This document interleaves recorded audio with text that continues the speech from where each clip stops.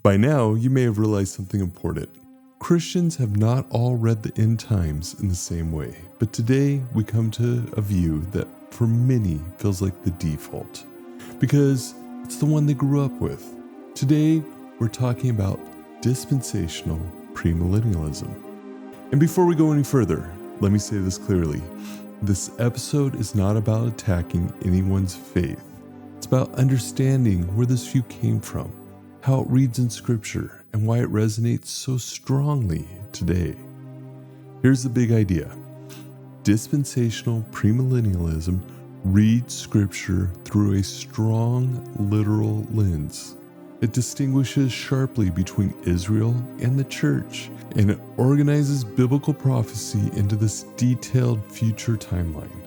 It is the newest of the views that we've examined, and it's also one of the most influential in modern evangelicalism. The word dispensational simply means an administration or an era. Dispensationalism teaches that God has worked throughout different dispensations in history, distinct periods with distinct responsibilities. Common examples include innocence, law, grace, kingdom. Each dispensation reveals something about God's purpose. This framework, it becomes especially important when we read prophecy. One of the defining features of dispensationalism is a strong distinction between Israel and the church. In this view, Israel remains God's earthly people. The church, it's distinct, and it's the heavenly people. Promises are made to Israel, but they must be fulfilled to the literal Israel. This leads to expectations of a future restoration of the nation of Israel, a rebuilt temple, renewed sacrificial systems. These ideas arise from a commitment to a literal fulfillment of the Old Testament prophecy. Dispensational premillennialism is known for its timelines. While details are varied, the general structure includes the church age, a rapture of the church, a tribulation period, Christ's visible return, a literal 1,000-year reign, final judgment, and then a new creation.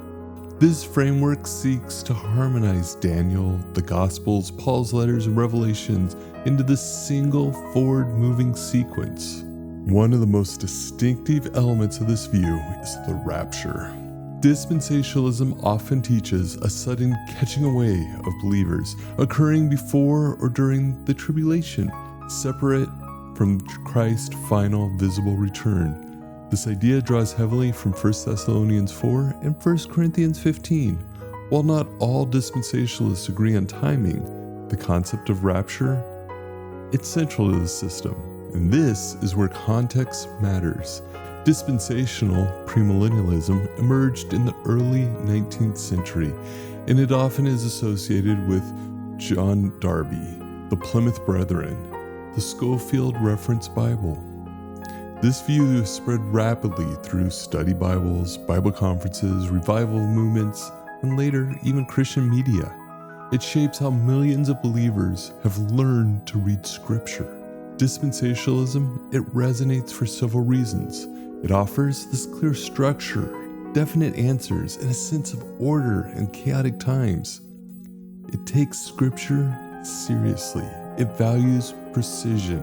It reassures believers that God has a plan. And for many Christians, this framework has brought comfort and not fear. And let's acknowledge its strengths honestly. Dispensationalism takes biblical prophecy serious. It affirms Christ's literal return. It encourages expectancy. It respects God's faithfulness to His promises. And many faithful, godly Christians have been shaped by this view. At the same time, other Christians raise thoughtful questions. Questions like, does Scripture require a strict Israel-church divide? Must every prophetic image be fulfilled literally? How does symbolic genre function? Do early Christians read these texts all in the same way? These questions aren't attacks. They are hermeneutical conversations. Here's something important to remember. Many believers did not choose dispensationalism. They inherited it. An inheritance that is not the same as ignorance.